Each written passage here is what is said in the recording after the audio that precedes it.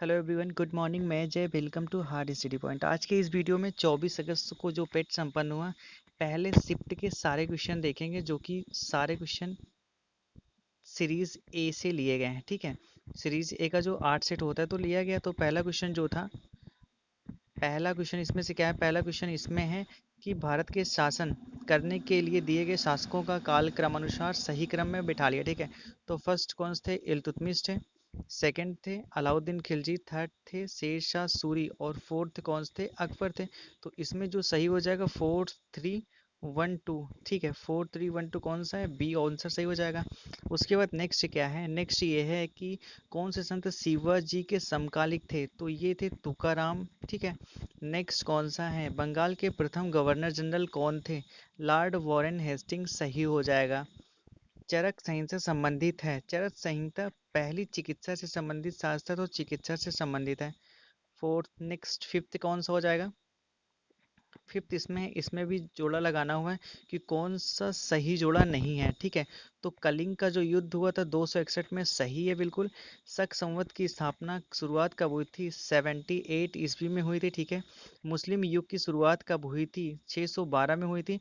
और औरंगजेब की मृत्यु कब हुई थी? 1717 में हुई थी। ये वाला गलत हो जाएगा। ठीक है, नेक्स्ट क्वेश्चन कौन सा है? नेक्स्ट क्वेश्चन है आपका, ग्रांड ओल्ड मैन के नाम से किससे जाना जाता है? दादा भाई नौरोजी को ग्रांड ओल्ड मैन के नाम से जाना जाता है। नेक्स्ट क्वेश्चन, 1915-16 में किसके नेतृत्व में दो होम रूल लीग की स्थापना की गई थी? एनी बेसेंट और लोकमान्य तिलक के नेतृत्व में इसकी स्थापना किया गया था। उसके बाद 8 नंबर का क्वेश्चन आता है, इसमें मिलान करने वाला है कि कौन सा मिलान किसमें होगा। ठीक है, ब्रह्म समाज की स्थापना राजा राम मोहन राय जी के द्वारा की गई थी। रामकृष्ण मिशन स्वामी विवेकानंद, आर्य समाज स्वामी दयानंद सरस्वती और सत्य शोधक समाज ज्योतिबा फूले के नेतृत्व में किया गया था। ठीक है, स्थापना की गई थी। नेक्स्ट क्वेश्चन कौन सा होता है? करो या मरो का नारा किसने दिया था? महात्मा गांधी जी के द्वारा दिया गया था। नेक्स्ट क्वेश्चन कौन सा है आपका? नेक्स्ट क्वेश्चन हो जाएगा 10। जब सुभाष चंद्र बोस ने भारतीय राष्ट्रीय कांग्रेस के अध्यक्ष पद से इस्तीफा दिया तो उस पद को प्रस्ताव किसने दिया?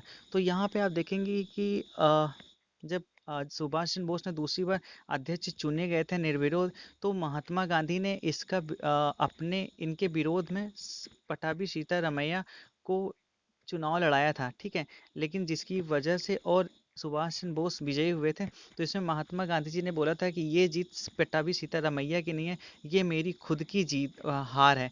ठीक है, तो जिसकी वजह से सुभाष चंद्र बोस ने अपना इस्तीफा दे दिया था। उसके बाद डॉक्टर राजेंद्र प्रसाद उसके अध्यक्ष बने थे कांग्रेस के। ठीक है, उसके बाद यहाँ पे है, सलालपन बिजली परियोजना किस नदी पर स्थित है? चीनाब नदी पर स्थित है। 12 नंबर का क्वेश्चन क्या हो जाएगा? वसंत विषु होता है 21 मार्च को होता है। 12 नंबर। 13 नंबर क्वेश्चन क्या होता है? राजस्थान में खेतड़ी परियोजना किसके उत्पादन के लिए प्रसिद्ध है? तो यह तांबा के उत्पादन के लिए प्रसिद्ध है। उसके बाद होता है 14 नंबर का क्वेश्चन क्या होता है? काजीरंगा राष्ट्रीय उद्यान कहाँ स्थित है? काजीरंगा राष्ट्रीय उद्यान जो स्थित है असम में स्थित है। 15 नंबर का क्वेश्चन क्या है? निम्नलिखित में कौन सी हिमालयी नदी तंत्र की नदियां हैं? गंगा और ब्रह्मपुत्र हो जाएंगी, मतलब दूसरा और तीसरा सही हो जाएगा। ठीक है, नेक्स्ट क्वेश्चन क्या है? 16 नंबर, बैंक दर का अर्थ क्या है? ठीक है, तो इसमें क्या है, देश के केंद्रीय बैंक द्वारा ली जाने वाली आधिकारिक ब्याज दर को बैंक दर अर्थ कहते हैं। ठीक है, 16 नंबर का क्वेश्चन ये है, मतलब जो बैंक होता है जो अन्य बैंकों को ऋण जिस दर से देता है। उसके बाद यहाँ पे कौन सा हो जाएगा?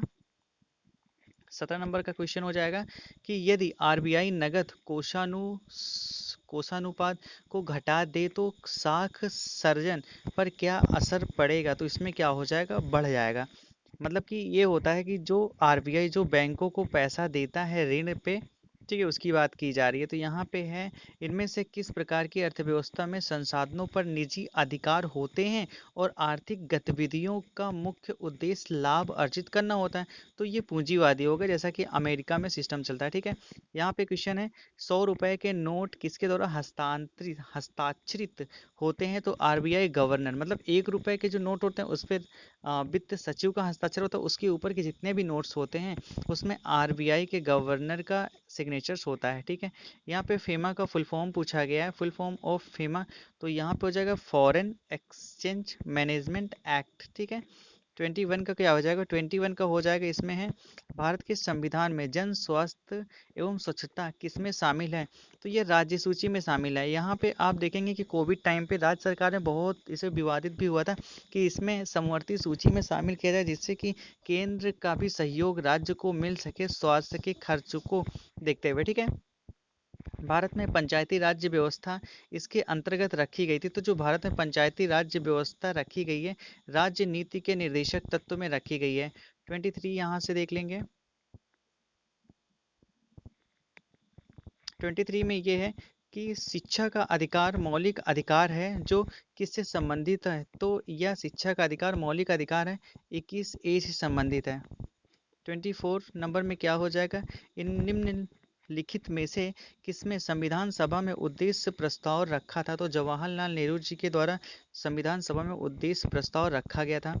भारतीय संविधान के किस अनुच्छेद में अल्पसंख्यकों के हित निहित होते हैं? तो अनुच्छेद 29 में अल्पसंख्यकों के हित निहित हैं, ये उसमें उल्लेखित है। 26 में क्या है? ठोस चालक में धारा वाहन वाहक होता है मुक्त इलेक्ट्रॉन के रूप में। ठीक है, 27 नंबर पे क्या हो जाएगा? 27 नंबर पे ये हो जाएगा कि प्रकाश वर्ष किसके मापन की इकाई है? तो एक वर्ष में निर्वात में प्रकाश द्वारा चली गई दूरी को प्रकाश वर्ष कहते हैं। 28 का क्या हो जाएगा? ब्लीचिंग पाउडर का रासायनिक नाम क्या है? कैल्शियम ऑक्सीक्लोराइड CaOCl2 होता है ब्लीचिंग पाउडर का रासायनिक नेम। 18 कैरेट सोने में खरे सोने का प्रतिशत कितना होता है? तो यह होता है 75%। को निकालेंगे कैसे? देखो, 24% जो होता है वो 100% शुद्ध होता है। ठीक है, 24 को अगर हम डिवाइड करेंगे 6 से, तो 6 चौक 24 होता है। ठीक है, इसको मल्टीप्लाई करेंगे। अब यहाँ पे कितना? 18 कैरेट। ठीक है, 18 कैसे होता है?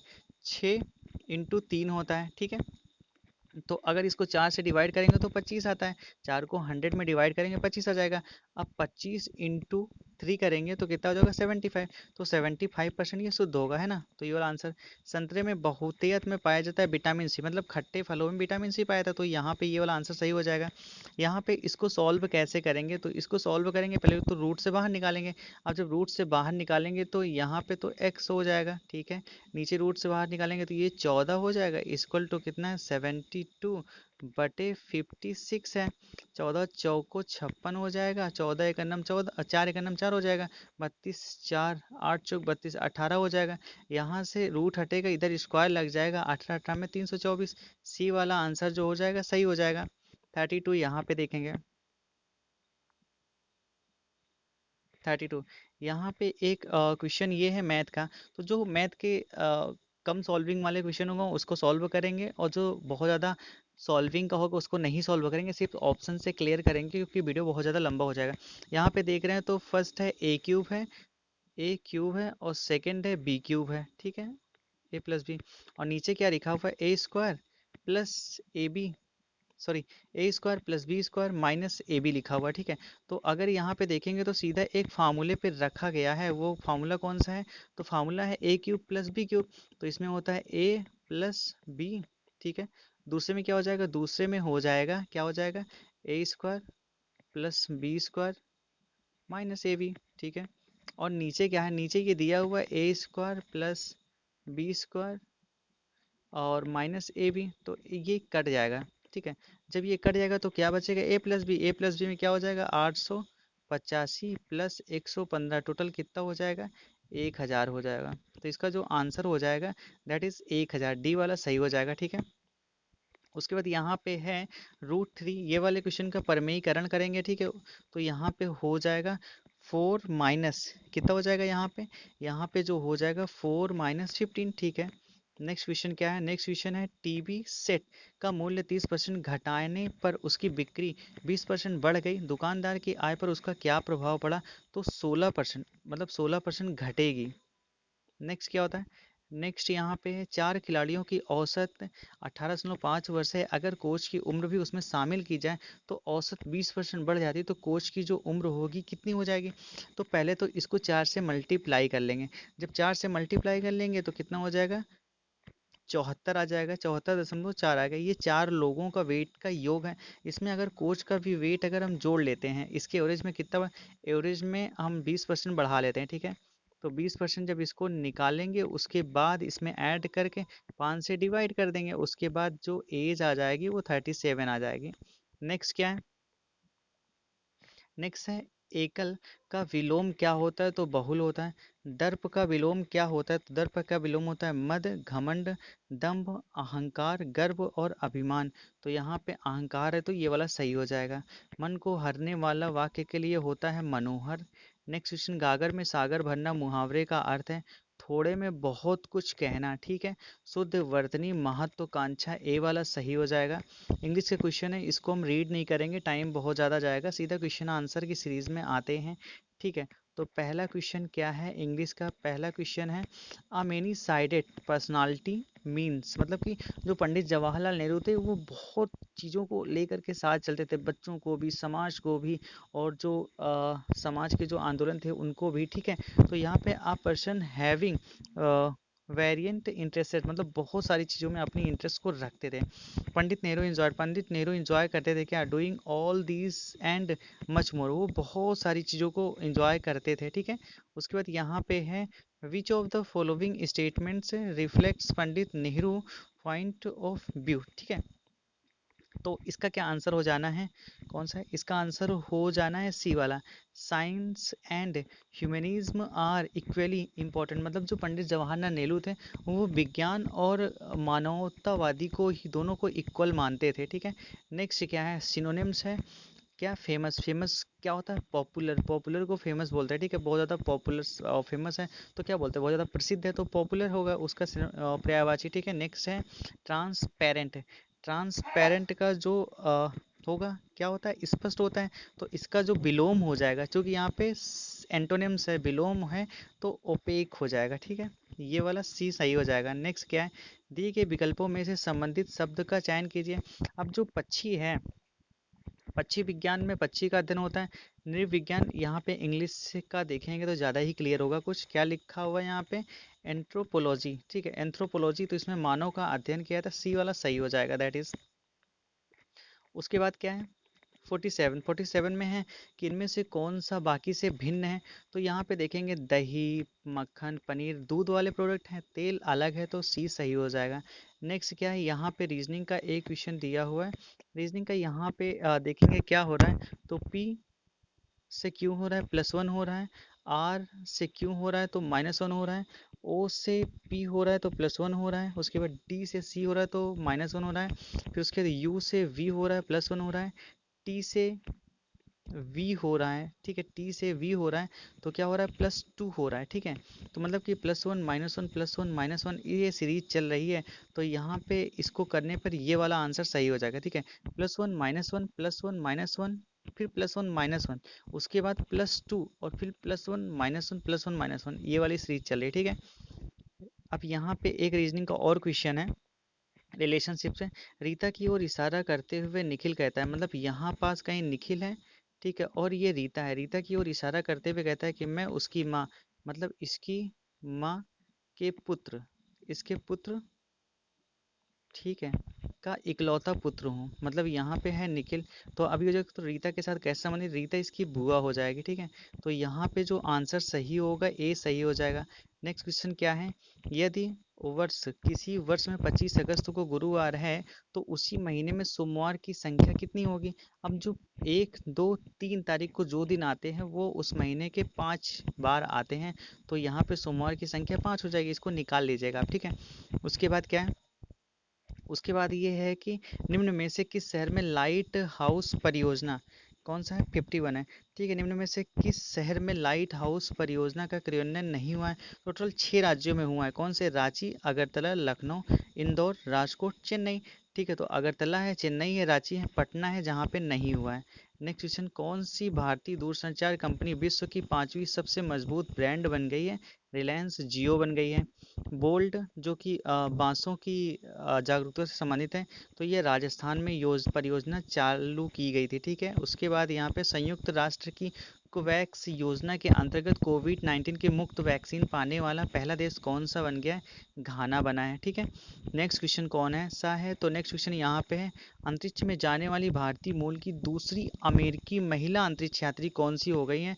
तो ये हाल ही का करंट अफेयर था, मतलब कि आपका जुलाई में शायद आया था। ठीक है, तो यह है सिरिसा वांगला। ठीक है, अगर चूंकि यहाँ पे कल्पना चावला, सुनीता विलियम्स, जो कल्पना चावला थी उनको वहाँ पे अमेरिकी नागरिक थी, तो ये तो पहले होगी। जो सुनीता विलियम्स थी वो पूरी तरह से भारतीय थी, अमेरिका से उनका कोई संबंध नहीं था। ठीक है, यहाँ पे होता है, उस भारतीय पहलवान का नाम क्या है जिसे हाल ही में डोपिंग के लिए 2 साल के लिए प्रतिबंध लगाया गया है? 50 सिंह, तो सुमित मलिक हैं। ठीक है, नेक्स्ट क्वेश्चन कौन सा होता है?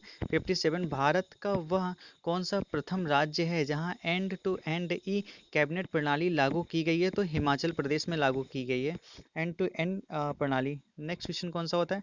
नेक्स्ट होता है, किस भारतीय मंत्रालय द्वारा हाल ही में 2019-20 में UDISE शुरू किया गया है? तो यह शुरुआत किया गया शिक्षा मंत्रालय के द्वारा। नेक्स्ट 59, 59 यहाँ पे कुछ 59, 59 यहाँ पे, स्मार्टफोन निर्माता वीवो ने किस क्रिकेटर खिलाड़ी को अपना ब्रांड एम्बेसडर बनाया गया? विराट कोहली को बनाया है।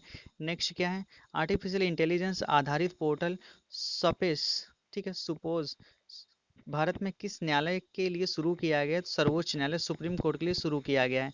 उसके बाद 61 में कौन सा है, कितने भारतीय राज्य नेपाल से अपनी सीमा लगाते हैं? तो यहाँ पे हो जाएगा 5 भारतीय राज्य नेपाल से सीमा लगाते हैं। कौन कौन सा? उत्तराखंड, उसके नीचे जैसे उत्तर प्रदेश, बिहार, पश्चिम बंगाल और सिक्किम लगाते हैं सीमा नेपाल के साथ में। कोस्टरिका की राजधानी क्या है? तो बीजिंग किसकी है? चीन की। दिल्ली किसकी है? भारत की। ढाका किसकी? बांग्लादेश की। तो ये वाला बच रहा है, तो सान जोस हो जाएगा कोस्टा रिका की कैपिटल। ठीक है, उसके बाद यहाँ पे क्या हो जाएगा? 63, केंद्र शासित प्रदेश लक्षद्वीप की आधिकारिक भाषा क्या है? मलयालम है केंद्र शासित लक्षद्वीप की भाषा। ठीक है, उसके बाद भारत के संविधान के अनुच्छेद अनुसार लोकसभा के सदस्यों की अधिकतम संख्या कितनी होती है? 552 है। ठीक है, लेकिन वर्तमान में है कितनी सदस्यों की संख्या? तो वर्तमान में 545 है। हिंदी दिवस कब मनाया जाता है? 14 सितंबर को विश्व हिंदी दिवस मनाया था, हिंदी के महत्व को बढ़ाने के लिए और इसके प्रति लोगों को जागरूकता बनाए रखने के लिए। इनमें से कौन सा देश सार्क सदस्य नहीं है? तो सार्क का जो सदस्य कंट्रीज में कौन सा है? अफगानिस्तान, बांग्लादेश, भूटान, भारत, मालदीव, नेपाल, पाकिस्तान, श्रीलंका, ये कंट्रीज हैं। ठीक है, जिसमें नेपाल भी है, अफगानिस्तान भी है, बांग्लादेश भी है, म्यांमार इसका सदस्य नहीं है सार्क का। नेक्स्ट कौन सा हो जाएगा? नेक्स्ट हो जाएगा आपका, निम्न में से कौन सा अजंता एलोरा की गुफाएं स्थित है कहाँ पर? तो औरंगाबाद में अजंता और एलोरा की गुफाएं स्थित हैं। उसके बाद यहाँ पे ओणम किस भारतीय राज्य केंद्र शासित प्रदेश का सांस्कृतिक उत्सव है? तो यह है केरल का। नेक्स्ट, निम्नलिखित में से कौन सा ग्रह सूर्य के सबसे नजदीक है? तो जो बुध है सूर्य के सबसे नजदीक है, बुध के बाद शुक्र है, उसके बाद पृथ्वी है। नोबेल पुरस्कार जीतने वाले प्रथम एशियाई कौन थे? तो रविन्द्रनाथ टैगोर नोबेल पुरस्कार जीतने वाले प्रथम एशियाई थे। 71 क्या हो जाएगा यहाँ पे? उसके बाद हिंदी का है, हिंदी का पैसेज तो आप लोग कर ही लेंगे। ठीक है, 2 पैसेज है, उसके एक पैसेज में 5 क्वेश्चन है और दोनों को मिला करके 10 क्वेश्चन है। उसके बाद यहाँ पे आता है मैथ का डीआई। ठीक है, तो मैथ को डीआई को सॉल्व करते हैं। हिंदी को आप सॉल्व करके कमेंट सेक्शन में जरूर बताइएगा, जो आपकी गलतियाँ होंगी तो वहाँ पे आपको रिप्लाई मिल जाएगा। उसके बाद इस डीआई को सॉल्व करते हैं। ठीक है, डीआई को आप रीड कर लीजिए। सॉल्व करते हैं। कितने छात्रों ने भूगोल की अपेक्षा इतिहास में ज़्यादा अंक अर्जित किया? कितने स्टूडेंट ने भूगोल की अपेक्षा इतिहास में ज़्यादा अंक अर्जित किया? 81, तो इसमें 3 छात्रों ने अर्जित किया। ठीक है, ये आप डीआई देखेंगे तो उसमें बहुत ज़्यादा स्पष्ट हो जाएगा, सॉल्व करने की जरूरत नहीं पड़ेगी। उसके बाद है, निम्न में से किन छात्रों को भूगोल की अपेक्षा इतिहास में कम अंक मिले? तो 1, 2, 3 और 6 को इतिहास भूगोल की अपेक्षा इतिहास में कम अंक मिले। ठीक है, 83 कौन सा हो जाएगा? 83 में है कि भूगोल में छात्र 3 से 4 के मध्य अंक की प्रतिशत बढ़ता है, मतलब 3 से 4 के बीच में अंक प्रतिशत कितना बढ़ता है? तो यह पर्याप्त डाटा नहीं है। ठीक है, क्योंकि अंक तो दिया ही नहीं है। उसके बाद कहा गया, इतिहास भूगोल के अधिकतम अनुपात और न्यूनतम अनुपात का अंतर कितना है? तो ये है 1.20। ठीक है, उसके बाद चूंकि अधिकतम अनुपात कितना है? 1.55 है। न्यूनतम कितना है? न्यूनतम है 0.35। ठीक है, इसमें माइनस करेंगे तो कितना हो जाएगा? यहाँ पे 5 जीरो जाएगा, यहाँ पे 2 हो जाएगा, 0.21। ठीक है, ये हो जाएगा। उसके बाद क्या बोला गया है कि छात्र 4 को भूगोल में 60 अंक मिले हैं, उसके इतिहास का अंक कितना है? ठीक है, 85 में हो जाएगा 70 आंसर। ठीक है, नेक्स्ट क्या है? नेक्स्ट दूसरी डीआई होती है, ये डेटा है। ठीक है, डेटा को आप रीड कर लीजिए, उसके बाद क्वेश्चन सॉल्व करते हैं। क्वेश्चन इसमें क्या है? पहला क्वेश्चन, कच्चे ऊन के उत्पादन में उच्चतम वृद्धि का वर्ष क्या था? तो उच्चतम वृद्धि का वर्ष क्या है? उच्चतम कितना वृद्धि है? तो 2017 और 18 में उच्चतम वृद्धि है, कितना है? 78 मीट्रिक टन है। ठीक है, 85 में है ना, सॉरी 86 है, 2016-17। एक मिनट, नहीं नहीं, इसका जो आंसर होगा आपका 2016-17 होगा, क्योंकि उसके पहले की तुलना में करना है, तो यहाँ 53 से इसमें करना है। ठीक है, 2016-17 हो जाएगा। नेक्स्ट 87, 87 है, पहले 4 वर्षों के उत्पादन की तुलना में अंतिम 4 वर्षों के कच्चे ऊन का उत्पादन बढ़ रहा है। ठीक है, 22.2%। इसको भी निकाल लेंगे, पहले 4 वर्ष का तुलना अंतिम 4 वर्ष से करना है कितना बढ़ा। ठीक है, 8 वर्षों के दौरान औसतन उत्पादन क्या था? 8 टोटल जितने हैं, टोटल को प्लस करके मतलब योग करके 8 से डिवाइड कर देंगे तो कितना आएगा? 62.5 मीट्रिक टन आ जाएगा। नेक्स्ट, उत्पादन में पिछले वर्ष की तुलना में अधिकतम प्रतिशत घटत कितनी है? मतलब कि अधिकतम प्रतिशत घटत किस वर्ष है? ठीक है, तो ये हो जाएगा 2018-19 में अधिकतम घटत है। इसकी पहले वर्ष की तुलना में तो करनी है। ठीक है, उसके बाद है 2014-15 में कच्चे ऊन का उत्पादन 2019-20 के उत्पादन का कितने परसेंट रहा है? 3/4% रहा है। ठीक है, इसको भी कैसे करेंगे? 2014-15 के कच्चे ऊन का उत्पादन 19-20 के उत्पादन का। ठीक है, 2019-20 का नीचे आएगा और 2014-15 का ऊपर आएगा, और इसको इंटू 100 कर लेंगे। ठीक है, उसके बाद कौन सा है? उसके बाद नेक्स्ट डीआई कौन सी है? नेक्स्ट डीआई है जो कि 91 से 95 तक की है। ठीक है, इसमें 5 सेल्समैनों के अर्जित वार्षिक कमीशन दिया हुआ है। डेटा ये पूरा है, आप देख लीजिए। उसके बाद क्वेश्चन सॉल्व करते हैं। क्या है? किस वर्ष से सेल्समैन द्वारा अर्जित कमीशन पिछले वर्ष की तुलना में अधिकतम वृद्धि दर्शाता है? 91 का है। ठीक है, तो देखते हैं। सी के लिए पूछा गया है, तो ठीक है, तो सी के लिए पूछा गया, तो यहाँ पे क्या हो जाएगा? 2016 में आप देखेंगे तो अधिकतम वृद्धि दर्शा रही है। ठीक है, मतलब कि इसका कंपेयर करना है इसके पहले वाले से। ठीक है, 26,850 से 27,900 हुआ है। ठीक है, और उसके बाद देखेंगे तो आप एज कम्पेयर टू कमी है। ठीक है, तो यहाँ पे क्या हो जाएगा? 2016 सही हो जाएगा। नेक्स्ट क्वेश्चन क्या है? वर्ष 2018 में बी का कमीशन पांचों सेल्समैनों के उसी वर्ष के कुल कमीशन का लगभग कितना परसेंट है? ठीक है, तो इसको कैसे करना है? 2018 में बी का कमीशन ऊपर लिखना है। ठीक है, और पांचों सेल्समैनों के उसी वर्ष के कुल कमीशन का लगभग कितना परसेंट है, ये टोटल करके नीचे लिखना है, इंटू 100 करना है। ठीक है, तो यहाँ पे क्या आ जाएगा? 19.05 आ जाएगा, ए वाला सही हो जाएगा। नेक्स्ट क्या है? किस सेल्समैन का 2018 में कमीशन 2015 की तुलना में उच्चतम वृद्धि दर्शाता है? तो यहाँ पे सी वाला सही हो जाएगा। इसको आप ग्राफ में देख लेंगे, सॉल्व करने की जरूरत नहीं पड़ेगी, बहुत ही स्पष्ट मिल जाएगा आपको। ठीक है, निम्न में से किस वर्ष में किसी सेल्समैन द्वारा अर्जित उच्चतम और न्यूनतम कमीशन का अंतर अधिकतम रहा है? ठीक है, तो किसी सेल्समैन का देखना है कि सबसे हाईएस्ट है क्या सबसे लोवेस्ट का है, और उसमें जो अंतर आ रहा है वो सबसे ज़्यादा है, तो किस वर्ष से है? ठीक है, तो यह है 2019 में। नेक्स्ट कौन सा हो जाएगा? वर्ष 2019 में सेल्समैन डी द्वारा अर्जित कमीशन ए द्वारा अर्जित कमीशन का लगभग कितना परसेंट है? ठीक है, वर्ष 2019 में सेल्समैन डी द्वारा अर्जित कमीशन जो कि ऊपर आएगा, और ए द्वारा अर्जित कमीशन का लगभग कितना परसेंट है? ए नीचे आ जाएगा 95 में। इसमें क्या हो जाएगा? इनमें से कोई नहीं हो जाएगा, मतलब नहीं आ रहा है। ठीक है डेटा। उसके बाद फोर्थ वाली जो डीआई है वो कुछ इस तरह से है। डीआई का जो डेटा दिया हुआ है ये दिया हुआ है। ठीक है, इसको देखते हैं कैसे होगा। इसमें पहला क्वेश्चन क्या है? इसमें पहला क्वेश्चन यही है कि किस महीने में खुले खातों की संख्या औसतन महत्तम है?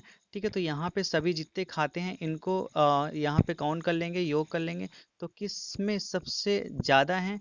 तो यहाँ पे मैंने काउंट किया है, तो ये आ रहा है सितंबर माह में खुले खाते सबसे ज़्यादा हैं। ठीक है, उसके बाद सेकंड क्या होता है? सेकंड होता है अगस्त में खुले खातों की संख्या जून में खुले खातों की संख्या का लगभग कितने परसेंट कम या ज़्यादा है?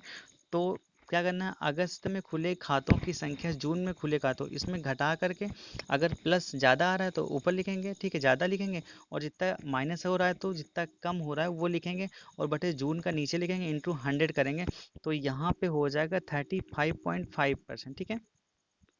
मई से सितंबर तक एंजल में खुले खातों की संख्या से जे रोधा में खुले खातों की संख्या का अनुपात क्या है, ठीक है। तो इनका जो अनुपात निकाल लेंगे, तो यहाँ पे क्या आ रहा है, 98 में 1.04, आंसर डी सही हो जाएगा। कि शेयर ब्रोकर में खुले खातों की औसत संख्या महत्तम है, मतलब सभी को काउंट करके उनको जितने हैं उनसे डिवाइड कर लेंगे, और जिनका ज़्यादा आएगा वो लिख लेंगे, तो ट्रेड बुल का ज़्यादा आ रहा है ये लिख लेंगे, ठीक है। उसके बाद यहाँ ट्रेडबुल में खुले खातों की संख्या का औसत, ट्रेडबुल में जितने खाते खुले हुए, मतलब ट्रेडबुल कौन सा है, ट्रेडबुल ये खाते सभी को ऐड करके 1 2 3 4 5 से डिवाइड कर लेंगे। खातों का औसत शेर खान में खुले खातों की संख्या के औसत का लगभग कितना परसेंट ज़्यादा या कम है, तो शेर खान को पहले ऐड करेंगे, फिर जितनी 5 से डिवाइड कर लेंगे, फिर ऊपर लिखेंगे, यहाँ पे कर लेंगे इंटू 100 कर लेंगे, ठीक है। तो ये हो जाएगा 57.82, ठीक है। तो ये हो गया 100 क्वेश्चन। तो ये रहा सीरीज 1 फर्स्ट शिप का यूपी ट्रिपल एस सी पेट, जो कि 24 को संपन्न हुआ। तो आपने कितने क्वेश्चन सही किया, आपकी कैटेगरी क्या रही, कमेंट सेक्शन में ज़रूर बताइएगा। किसी क्वेश्चन पे आपको डाउट होगा तो वो भी कमेंट सेक्शन में लिख दीजिएगा, उसका आंसर आपको रिप्लाई कर दिया जाएगा। तो